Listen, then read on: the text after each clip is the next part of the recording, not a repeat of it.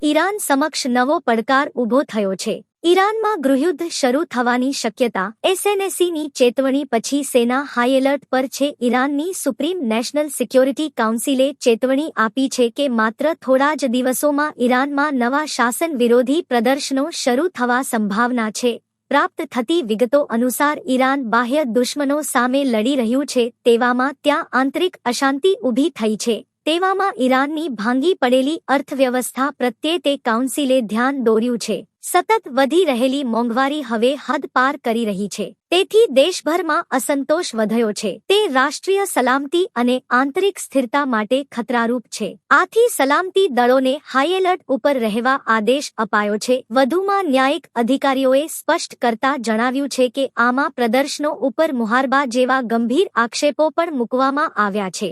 તેમાં મૃત્યુદંડ જેવી પણ કલમો છે। સાથે નાગરિકોને અપીલ કરવામાં આવી છે કે તેઓ એ કાનૂન તોડનારી સત્તાઓથી દૂર રહે।